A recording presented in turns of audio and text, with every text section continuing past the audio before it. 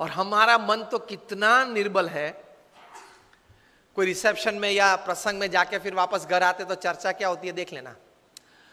वो आया था, वो नहीं आया था, वो लेट आया था, वो खाने के वक्त आया था, उसने मेरे सामने देखा लेकिन स्माइल नहीं किया, मुझे उससे मिलने की इच्छा थी लेकिन उसके चेहरे पे एटीट्यूड अच्छा नहीं था, उसने ये पहना था नहीं पहना था।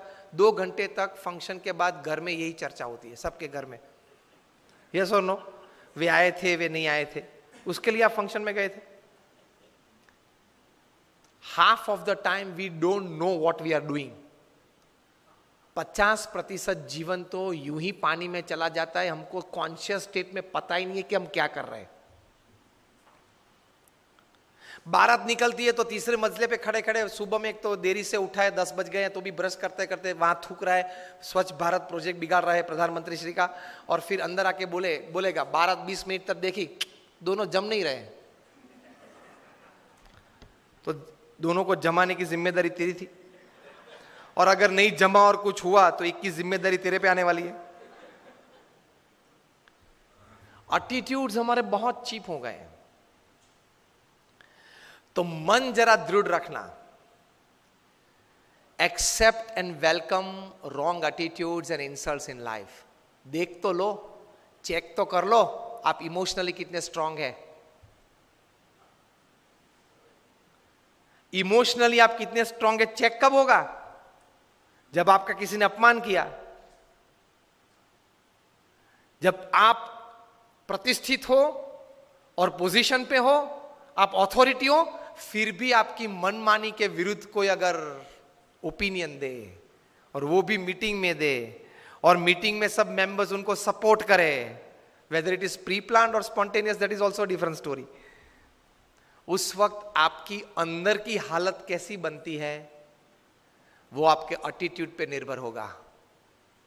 If my opinion works, I am happy to work. If my opinion does not work, somebody else's opinion prevails, I am more happy to work। तो ही महान बन पाओगे। स्टीफन कॉवी ने यही बात लिखी है, the 7 habits of highly effective people पुस्तक लिखा जो सबसे प्रसिद्ध मैनेजमेंट बुक है। उसके बाद उन्होंने एक और अच्छी बुक लिखी है, द 8th हैबिट। उसका सब टाइटल है फ्रॉम इफेक्टिवनेस टू ग्रेटनेस, असरकारकता से महानता तरफ। उसमें यही बात लिखी है। स्टीफन कवी आए थे भारत, 5 दिन रुके ये बुक की प्रमोशन के लिए, 4 सेमिनार किए। एक सेमिनार 700 से 1000 लोगों ने अटेंड किया, एक डेलीगेट फी 23,000 रुपये की थी। मुंबई में ओपनिंग हुआ, ओबेरॉय में फंक्शन था, 700 सीट्स थी। 24 घंटे पहले ई टिकट ओपन हुई और 86 सेकेंड्स में, 1 मिनट एंड 26 सेकेंड्स में 700 डेलीगेट्स ने पैसे भर दिए पूरे भारत में से, क्योंकि नाम तो बड़ा था स्टीफन कॉवी। 6 घंटे के सेमिनार में 5.5 घंटा सेमिनार मैनेजर्स और वीडियो ने चलाया। आधे घंटे के लिए ही सिर्फ स्टीफन कॉवी मंच पे आए थे। आधे घंटे में 10-12 बार वे एक वाक्य बार बार बोलते थे। वही वाक्य को, वही सेंटेंस को बॉक्स आइटम बना के दूसरे दिन डीएनए न्यूज़पेपर में पूरी आर्टिकल छपी थी। If you have not attended yesterday's Stephen Covey seminar, you can read this article. It is equally good in the thought process of attending the whole seminar.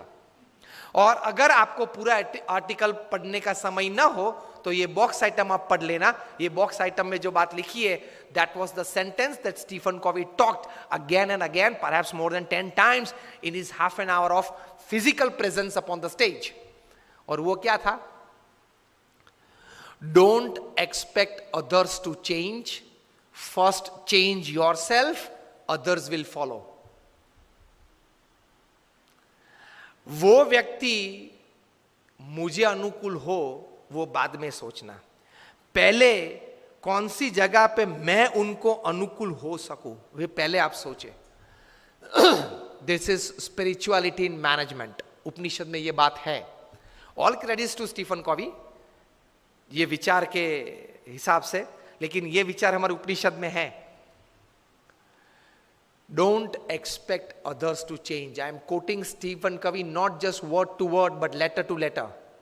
Don't expect others to change. First change yourself, to suit others, and then others will follow. तो attitude ये रखना है काम करने कि मुझे सब कोई अनुकूल हो तो देखो मैं कैसा काम कर पाता हूं, वो एटीट्यूड नहीं है, गलत है. आप अपनी टीम को अनुकूल होके सबके पास अपनी एनर्जीज डेवलप करके टीम वर्क बढ़ा के कैसा काम कर सकते हैं, वही सफलता है. तो that comes in attitude. Don't expect others to change. Otherwise everybody is expecting others to change.